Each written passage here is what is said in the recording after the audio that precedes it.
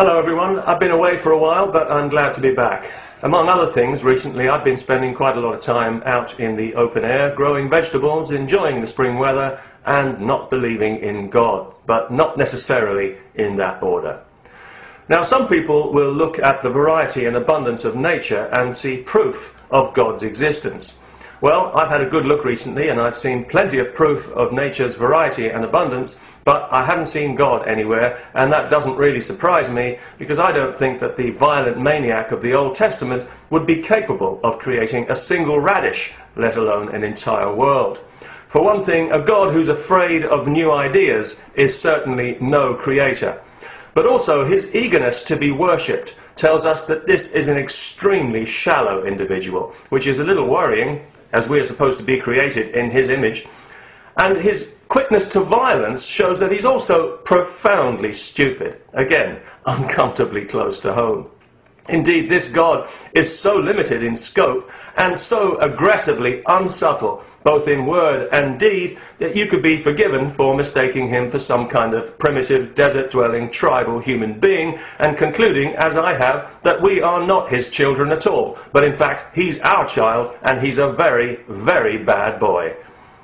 Now, even if I'm wrong about this, and I might be, I'm certainly not infallible, unlike certain other people we could mention. And if God really did create the world, well then all I can say is, well done God, round of applause for God. But if he expects to be worshipped on the back of it, well then I'm afraid he can go straight to hell, which is where I suspect he originated, if such a place exists. Because the God of the Old Testament reads as if he's auditioning for the role of Satan. It would be hard to imagine a more malevolent entity without the aid of a pair of comedy horns and a pitchfork.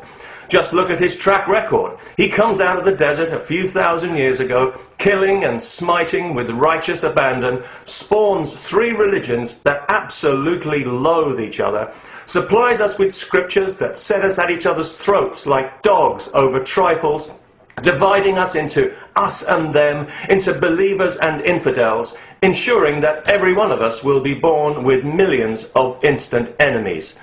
Thanks to this monster, we live in a world divided against itself, where every one of us is an infidel to somebody, including you. No matter what you believe, even if it's nothing, you can be guaranteed that somebody, somewhere, hates your guts because of it.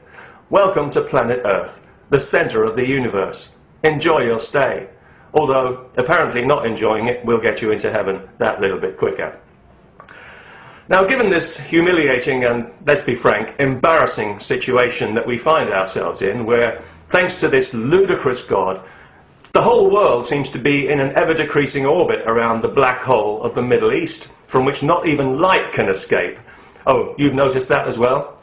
Maybe civilization, therefore, is a little too much for us to hope for at this early stage of our development. But wouldn't it be nice if we could at least find some way to resolve the artificial differences that this God has imposed on us without resorting to violence? I'm sorry, I didn't mean that. I take it back. I don't know what came over me. I was just being silly. I do apologize. Of course, violence is the only answer. After all, it's the language of God. That'll be our God, the stupid one, the God of death. Believe in me or burn in hell. Worship me or I'll send a plague. Little pigs, let me come in, or I'll burn your cities to the ground.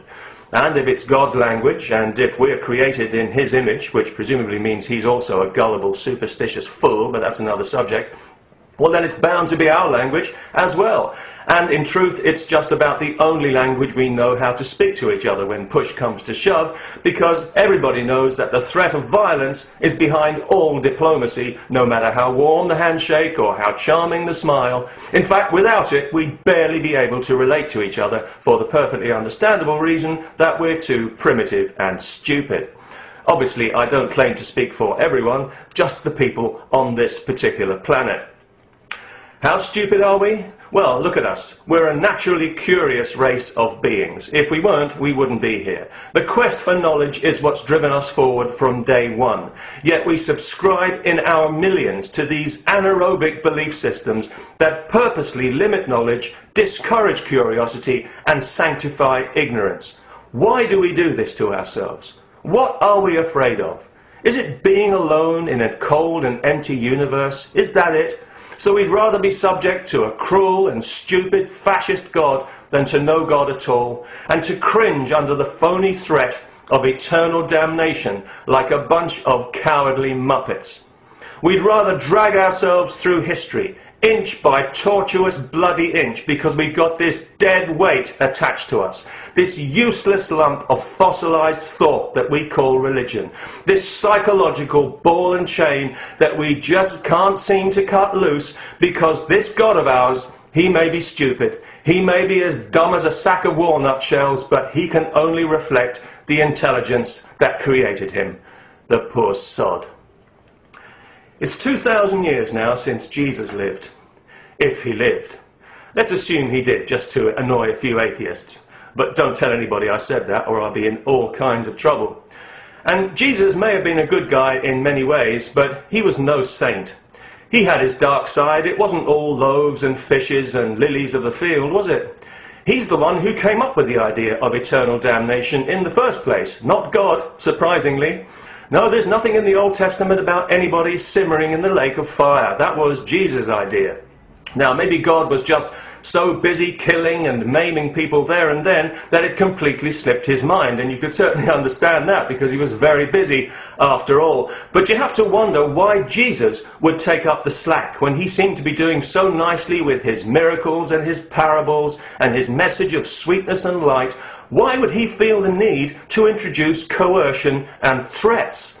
Well, because clearly Jesus was no fool, and he quickly realized that he was talking to stupid, ignorant barbarians who, despite his enlightening, life-giving message, still needed to be threatened with crude violence to make them behave in a civilized way. And 2,000 years later, nothing has changed. Who wouldn't be embarrassed? I'm more than embarrassed, if you want the truth. I'm ashamed. I feel like apologizing to the universe for wasting its time. Must be the Catholic in me coming out now. We think we're so advanced, don't we? Especially now that science is cutting a dash through 11 dimensions, doing religion's job for it, in fact, attempting to illuminate the mystery of life rather than suppress it. But down here on the ground, it might as well not be happening. Things are just the same as ever. People still worshipping dumb idols, still fearing evil spirits, still cowering under the angry heavens like a bunch of frightened cavemen. The only mystery to me is how we can look at ourselves in the mirror without laughing. Peace and happy days.